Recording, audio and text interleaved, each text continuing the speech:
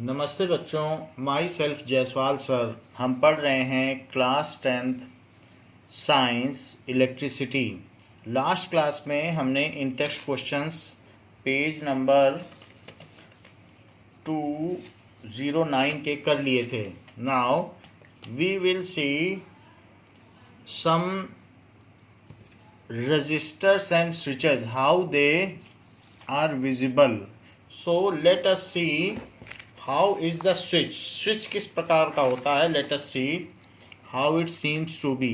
जैसे कि this is a switch, तो इस स्विच में अगर हम इसको इधर भी कर सकते हैं and we can put it is on off switch, so you can put like this. So this is a switch, it is a kind of switch and you can make it on or off switch, and there are the two connections. So one connection can be given here and other connection of wire can be given here. This is a kind of switch. Now next is the resistor. तो resistor किस तरीके का होता है? बाहर बाजार में आप जाएंगे तो 1 रुपए से 2 रुपए तक के बीच के resistors मिल जाएंगे, and that we will see how they look like, various resistors. So let us see, these are the various resistors. अगर आप देखें तो ये रजिस्टर है. सो इस तरीके का रजिस्टर दिखेगा आपको. ये एक तरीके का कार्बन रजिस्टर है, तो इसमें अलग अलग मटेरियल है और इसकी रेटिंग है. इसमें कलर बैंड्स हैं, तो उस कलर बैंड से आप पहचान पाएंगे कि ये किस तरीके का रजिस्टर है. 1 ओम का, 2 ओम का, ऐसे डिफरेंट रजिस्टर 1 से 2 रुपीज़ के बीच में आपको बाज़ार में मिल जाएंगे. तो ये एक रजिस्टर है. सो इस तरीके से रजिस्टर्स बाज़ार में आपको देखने को मिलेंगे. This is again A one type of register with various bands.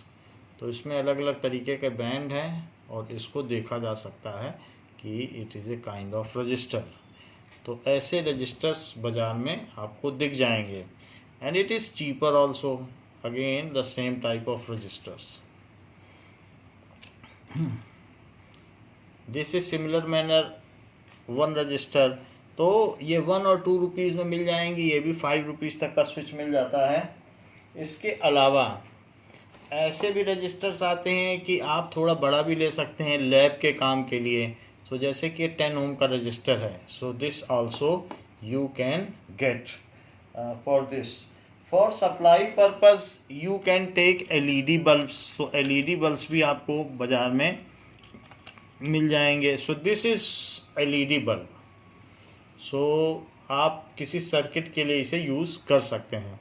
बाकी रही बात एमीटर एंड वोल्ट मीटर की, दैट वी कैन सी कि हाउ. पहले तो ये देखें सर्किट डायग्राम कैसे होता है. इस चीज़ को पहले देखते हैं. देखिए, Okay, in this video I'm just going to demonstrate how we set up the circuit for the Ohm's law experiment, which we will be carrying out in class.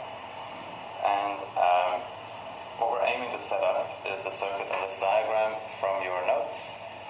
And the reason we're setting it up is to test how changing the voltage across a resistor will affect the current that flows in the circuit. And what we would expect to find is that as we increase the voltage across the resistor, we'll get more current flowing through the resistor. तो इसमें ये बात दिखाई गई है यहाँ पर. And a voltage source, which is our power pack, which is here. Now it contains switch. This is switch. ये switch है, इसी में सप्लाई आ रही है, and we can connect from this supply to. देखो इसमें कैसे सोर्स ऑफ पोटेंशियल डिफरेंस भी है, स्विच भी है. सो देखिए कैसे इसको कनेक्ट किया गया है. सबसे पहले आपने सोर्स ऑफ पोटेंशियल डिफरेंस है, ये रजिस्टर है. This is register, this is register. तो एमीटर के थ्रू वायर से आपने इसको कनेक्ट कर दिया. तो it is connected, ammeter is connected to resistor and the other end of resistor is connected to source of potential difference via key. तो इसको इसमें कनेक्ट कर दिया, तो अंदर ही अंदर इसमें की भी है, तो वो की से होता हुआ जा रहा है. Now it is a simple circuit जिसमें एमीटर है. So it is a closed path of circuit. coulombs that pass through per second, we get registering on here. Now further, The other end, अब हमें volt meter connect करना है. the voltmeter. So the two ends of voltmeter can be connected to resistor. This one is the negative side because that's the one that's connected to the negative end of the power pack. So we'll plug one end of the voltmeter in there, one terminal of the voltmeter, and the other one's going to connect into here.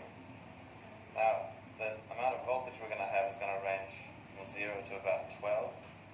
So we don't want to use the 3 volt range, which would be the lower scale on here. We want to use the 15 volt range, which is the higher scale here. So the two ends, it is parallel connected. The connection is given from resistor to voltmeter in parallel method.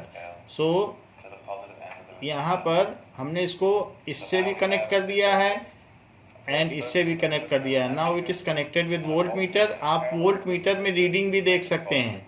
So it is having some deflection and you can also, meter में reading नहीं आ रही है, अभी तो नहीं आ रही है, तो and then we I think they are switching on. After that you can see there is a deflection in a meter and there is a deflection in voltmeter. about 2 volts. So both can be read and you can verify Ohm's law by changing the source of potential difference. उसमें अगर आप कम ज़्यादा करके change कर सकते हैं.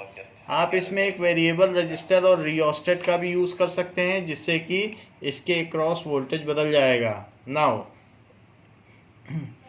let us see that how George Simon ohms look like. तो George Simon ohm, this is the figure of ohm. So he has given Ohm's law. So this is George Simon ohm who has given Ohm's law. Now this is again the figure of George Simon ohm who has given Ohm's law, and this is the voltmeter which actually looks like, and it is available in 150 to 160 rupees in market. So this is a meter which अलग अलग rating का आता है, but जो cheaper आता है वो 150 to 160 rupees में एमीटर शुरू हो जाता है, चाहे फ्लिपकार्ट अमेजन किसी में भी लीजिए. सो it is all available. So these are the various circuit diagrams. Now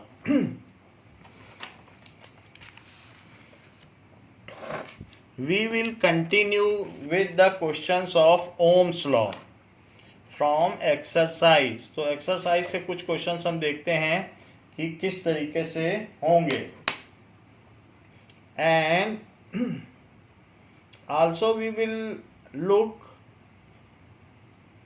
one video regarding the simple circuit, कि simple circuit आखिर किस तरीके से होता है. तो एक वीडियो हम simple circuit का और देखेंगे. Now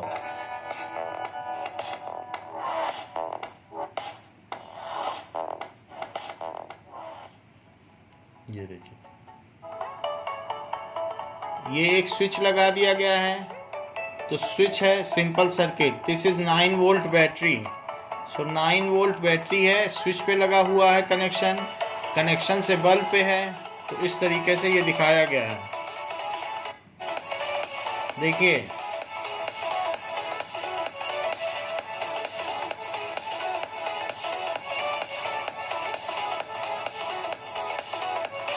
स्विच के बोथ द एंड्स पे जैसे हमने देखा था ऑन ऑफ स्विच है, तो उसके एंड पर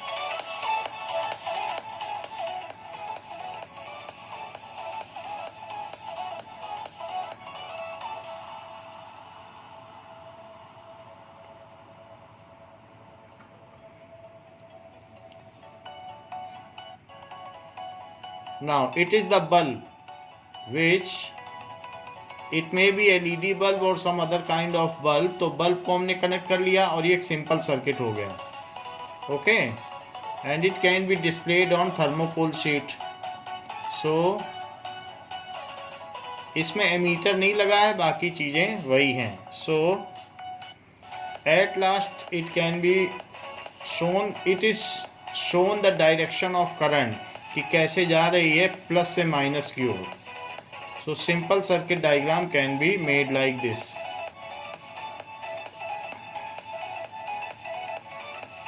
Now it does not contain emitter, but इसे ऑन ऑफ करके हम देख सकते हैं. It is simple circuit.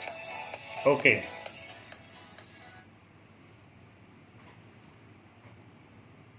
Now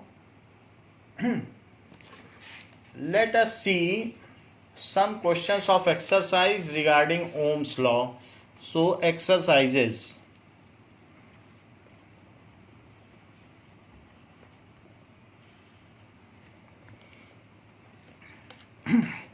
We are learning about the chapter electricity of class 10th science. So let us see exercises of electricity. Now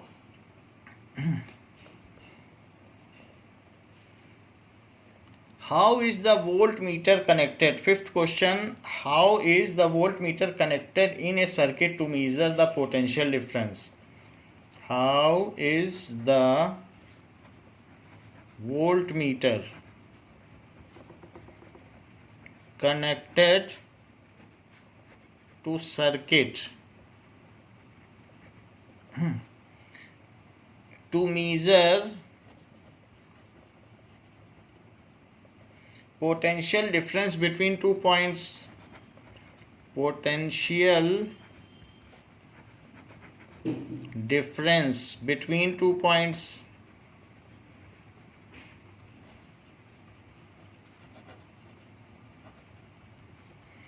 It is connected, that is voltmeter is connected in parallel to circuit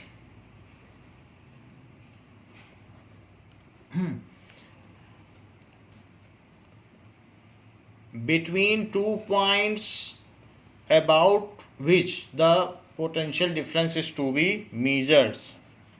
So between 2 points whose potential difference is to be measured.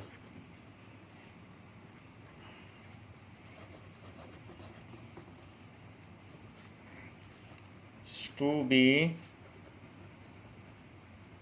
measured. For example, in case of this circuit, if we want to find the potential drop, तो अगर हम यहाँ पर potential drop पता करना चाहते हैं इन दोनों पॉइंट्स के बीच में, तो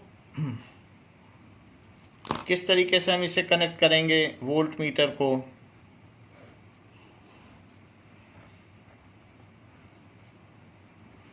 तो between the points about which the potential difference is to be measured, तो उनके एंड पॉइंट्स पर इसको कनेक्ट कर दिया जाएगा.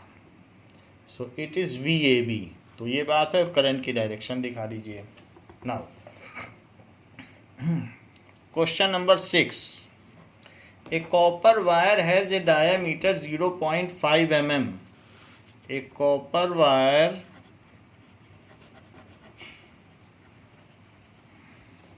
has diameter 0.5 mm and resistivity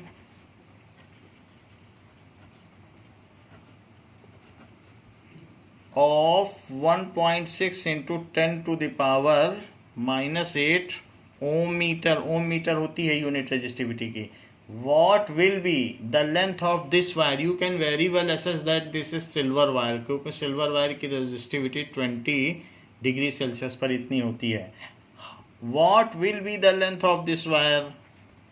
What will be the length of this wire? To make its resistance,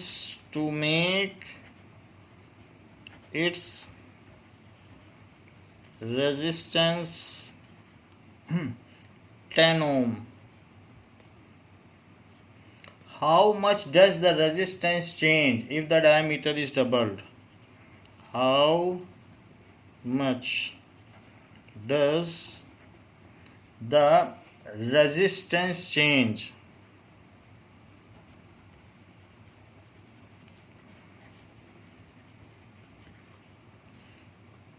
if the diameter is doubled?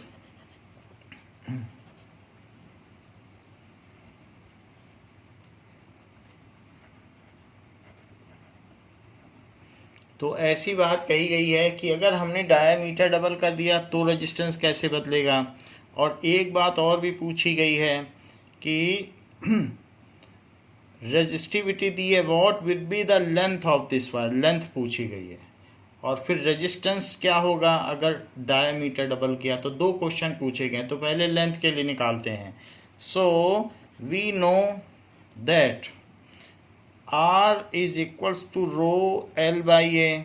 और क्या क्या चीज़ें दी गई हैं, copper wire of diameter, diameter is 0.5 mm, तो रेडियस क्या हो गया d बाई 2, तो 0.5 बाई 2, सो 2 से आप डिवाइड करिए 0.5 में, डेसिमल के बाद की चीज़ यूज़ कर रहे हो तो डेसिमल लगाओ, तो 2 2 ज़ा 4, 1 बच गया, फिर 0 लगाइए तो 0.25, सो it is 0.25 mm।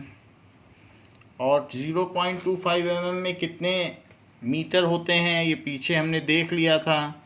So into 10 to the power -3 metre, तो उसको हमने मीटर बदल लिया, तो 0.25 into 10 to the power -3 metre. Now अब देखिए कि दिस इज R, और R के अलावा क्या दिया गया है, रेजिस्टिविटी इज दिस, तो रेजिस्टिविटी ये सिल्वर वायर की है, सो रेजिस्टिविटी को रो कहा जाता है। Rho is equals to 1.6 into 10 to the power -8 Om metre. तो लेंथ हमसे पूछा गया है ओके, एंड रेजिस्टेंस भी दिया है, सो रेजिस्टेंस 10 ओम है। सो रेजिस्टिविटी ये सब कुछ दिया है, तो फार्मूला अभी हमने क्या लिखा ऊपर, R is equals to rho L by A, तो L क्या हो जाएगा, R A बाई रो, तो L वहाँ बच जाएगा, बाकी चीज़ें इधर ले आओ तो L बच गया। अब सारी वैल्यू इसमें पुट कर दो। R कितना है, 10 ओम है, एरिया ऑफ क्रॉस सेक्शन क्या होता है, पाई R स्क्वायर, तो किसी भी अगर वायर में आप ले रहे हो उसका रेडियस दिया है, रेडियस तो हमने निकाल लिया है, तो वाट एवर इज़ द रेडियस, तो पाई R स्क्वायर करके हम एरिया निकाल सकते हैं। सो 3.14 into 0.25 into 10 to the power -3 का स्क्वायर, और रो कितना है, rho is 1.6 into 10 to the power -8, 1.6 into 10 to the power -8, तो ये L हो जाएगा।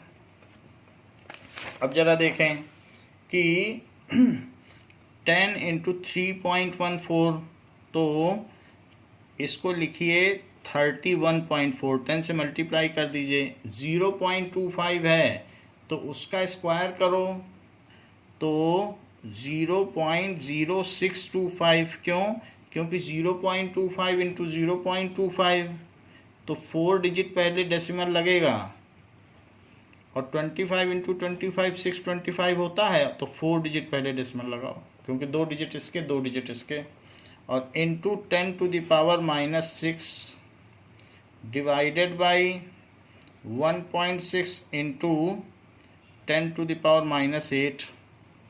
अब इस चीज़ को 2 डिजिट बढ़ा दो, यानी कि 100 से मल्टीप्लाई कर दो, तो इसमें 100 से डिवाइड कर दो। अगर इसको 100 से मल्टीप्लाई करोगे तो क्या होगा, ये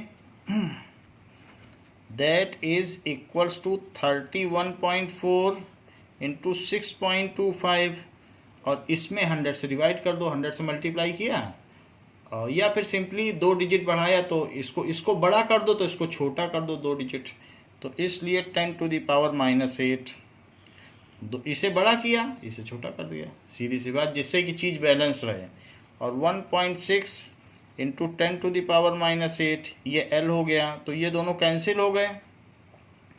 अब 1.6 है तो ये एक डिजिट पहले डेसिमल और ये भी एक डिजिट पहले डेसिमल, तो ये कैंसिल होकर ये दोनों कट जाएंगे। 2 से कटेगा तो 2 8 जा 16 और 2 से इसको काटिए तो 157 ये हो गया।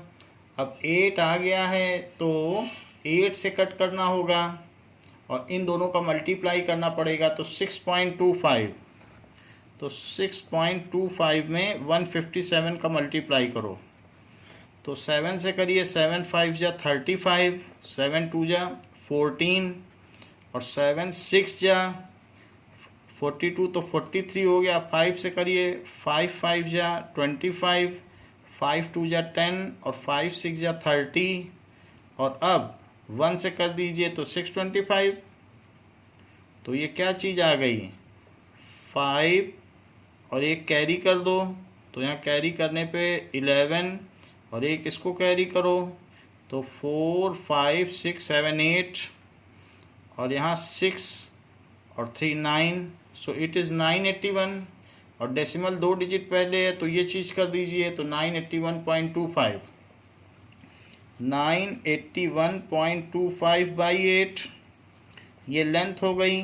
अगर हम 8 से 981.25 में डिवाइड करें तो क्या होगा, 8 1 जा 8, फिर यहाँ पर 18 आएगा तो 8 2 जा 16, फिर 21 आ जाएगा, 8 2 जा 16, फिर इसके बाद यहाँ 5 आएगा। अब डेसिमल के बाद की चीज़ उतारोगे तो डेसिमल रखना पड़ेगा, तो 8 6 जा 48, फिर 4 आ जाएगा और 4 5, तो 8 6 जा 48, 8 5 जा 40, 8 6 जा 48, ये 6 के ज़्यादा करीब है तो 6 ही लिख दिया।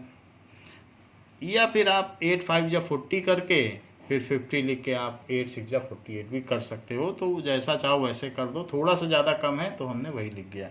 सो लेंथ कितनी हो गई 122.66 metre. So length of wire is 122.66 metre.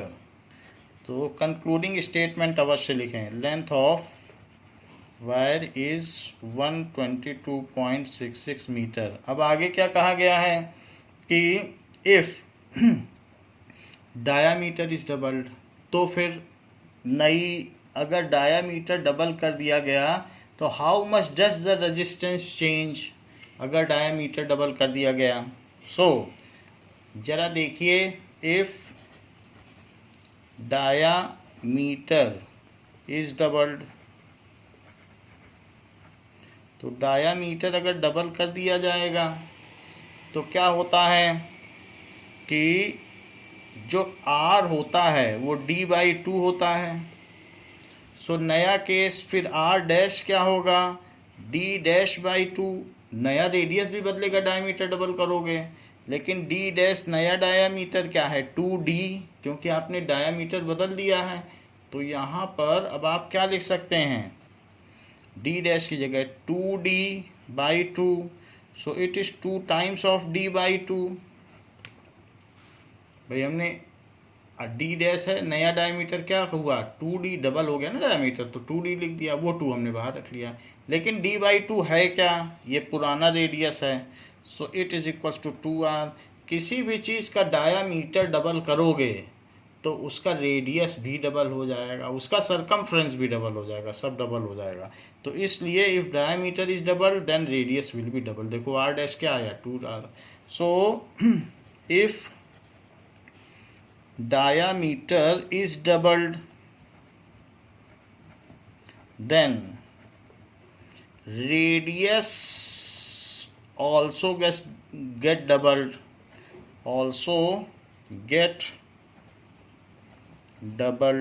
अब जरा चेक करिए कि इनिशियली यानी फॉर्मर क्या था पहले, इनिशियली जो R था वो ρL/A था, ρL/A था।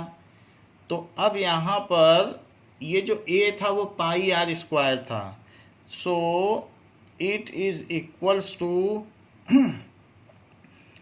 रो एल बाई ए, तो आर डैश क्या हो गया, यहाँ पर आप लिख लीजिए rho L by pi are square, और अब आर डैश लिखो। फाइनली क्या हो जाएगा, ये इनिशियल है फाइनली, तो रो नहीं बदला, लेंथ नहीं बदला, हाँ डायामीटर बदल देने से एरिया बदल गया। तो बताइए नया एरिया क्या होगा, rho L by pi r dash square, नया रेडियस।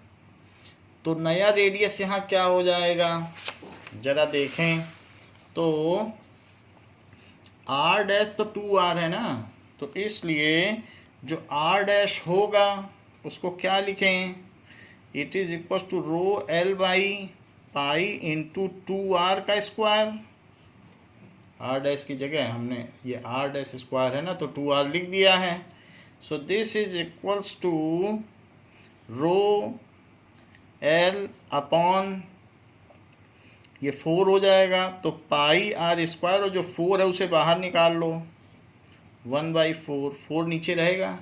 अच्छा, अब ये पाई आर स्क्वायर और ये सब पूरा मिला के है क्या, यही तो आर है, तो इसलिए R dash is equals to rho L by A, ये पुराना एरिया है ना, तो इसलिए इसे आर लिख सकते हैं, आर इंटू 1/4। तो नया रेजिस्टेंस क्या हो जाएगा,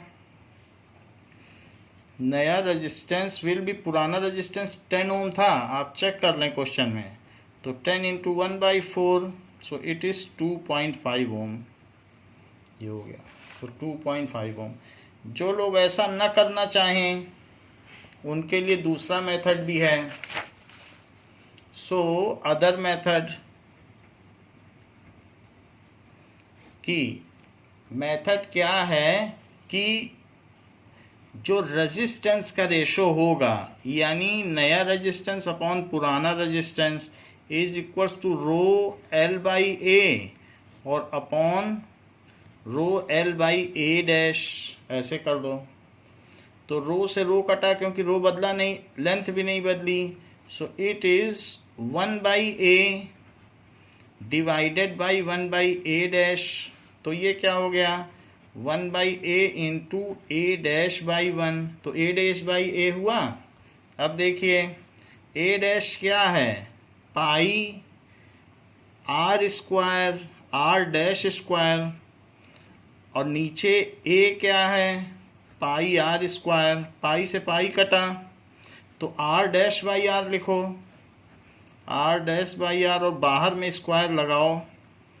तो अब आर डैश क्या होता है कि नया रेडियस, तो इफ सिंपली लिख देना, if diameter is doubled then radius is also doubled, इसके आगे यही लिख देना, इफ डायामीटर, उसका कुछ क्लेरिफिकेशन देने की जरूरत नहीं है, is doubled then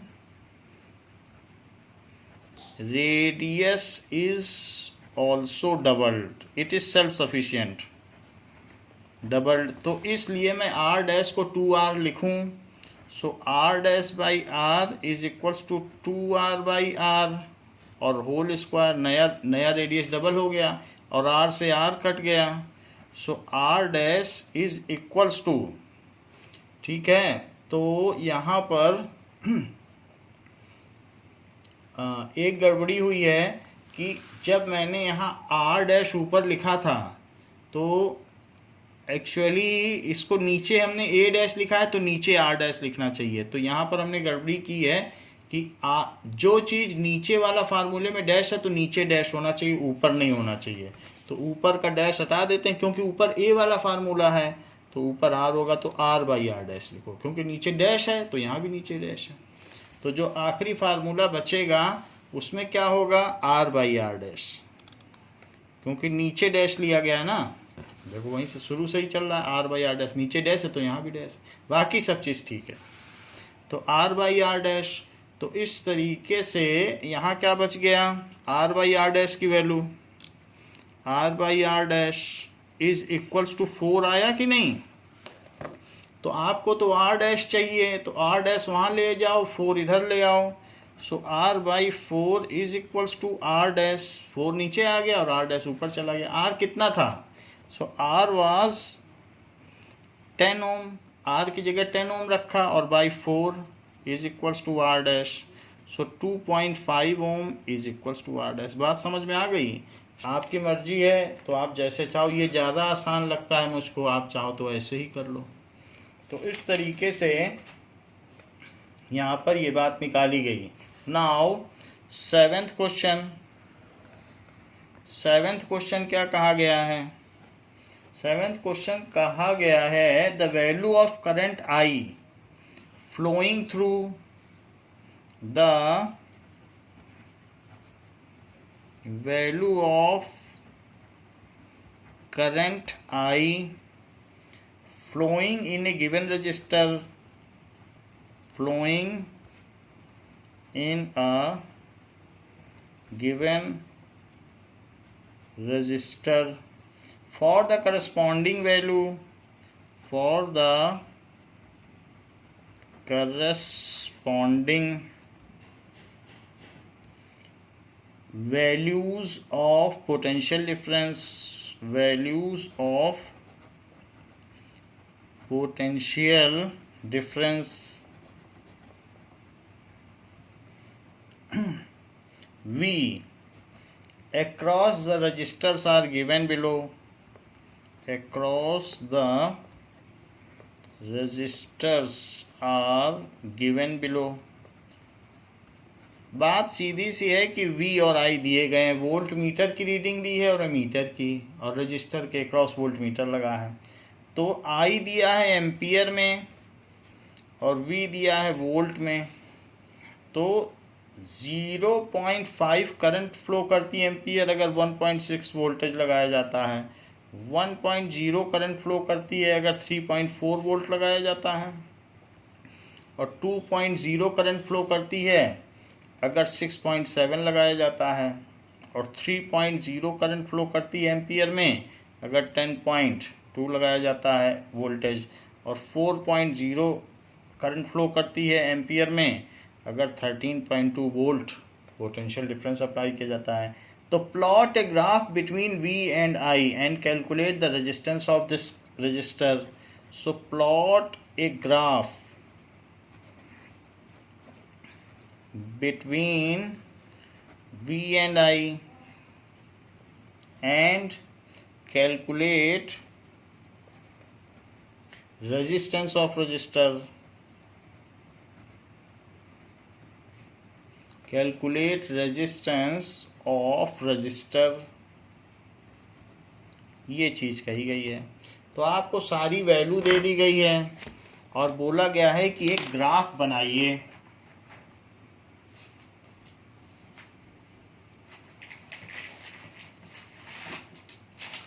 Now let us draw a graph between V and I. So इसके लिए हम एक ग्राफ बनाएंगे V और I के बीच में।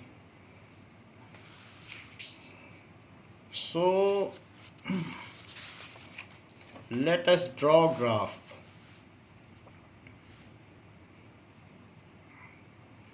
सबसे पहले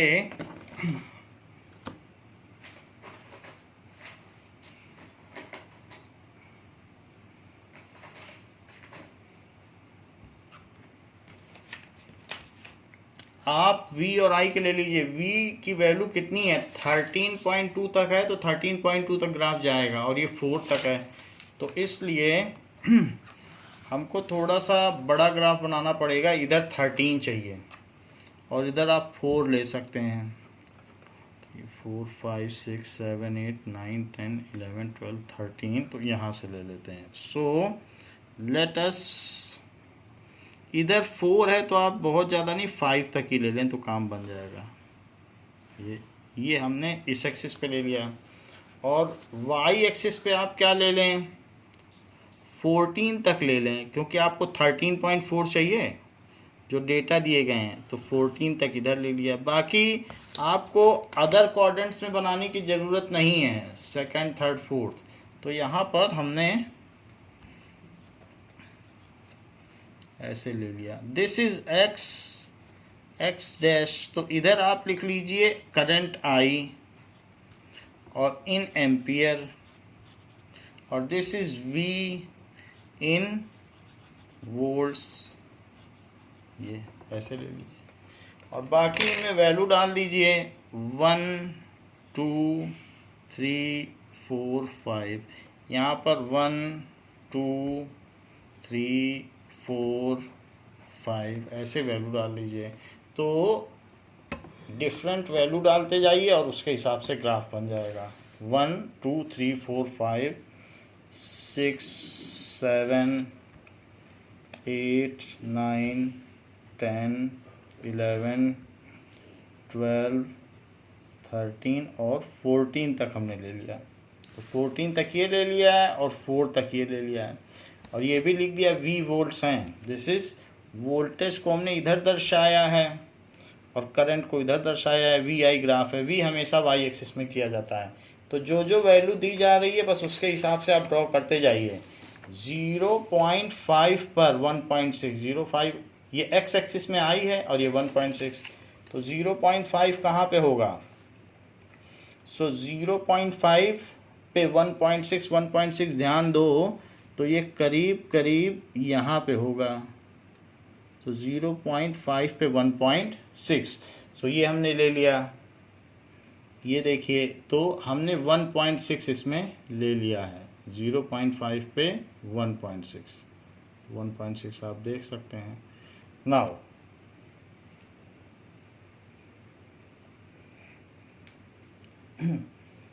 ये देखिए, तो थोड़ा सा आपको पता चल रहा होगा कि 1.6 लिया गया है। तो अब इसमें आप पॉइंट डाल दीजिए कि 0.5 और 1.6, तो ये पॉइंट है। नेक्स्ट इज 1.0 पे 3.4, 1.0 पे 3.4, 1 पे देखो, तो 1.0 तो 1 है। अब 3.4 सोचिए कहाँ होगा? तो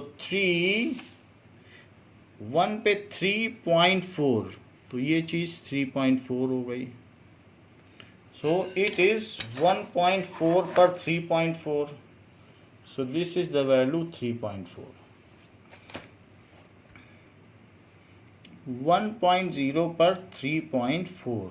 अब आगे देखिए, 2 पर 6.7, 2 पर 6.7, तो 2 पे लीजिए, 2 पे बढ़ते जाइए, 6.7 तक जाइएगा, तो 6.7, सो इट इज 2.0 पर 6.7 हो गया।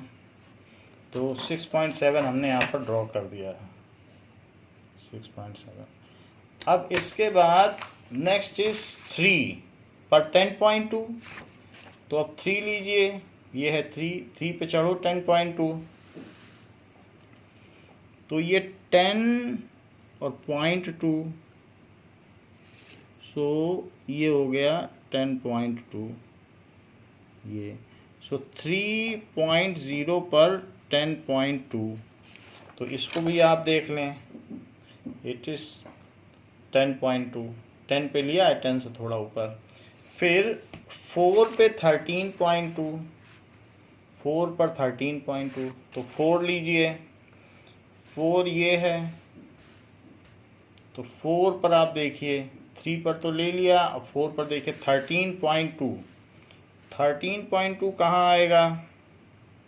सो it will come over here, so 13.2, तो 0.2 पे हम इसे लगा लें,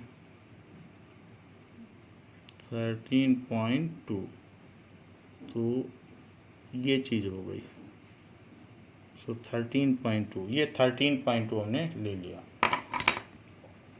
सो 4.0 पर 13.2। अब ये जो VI ग्राफ आपका बन गया है, इसको अब क्या किया जाए?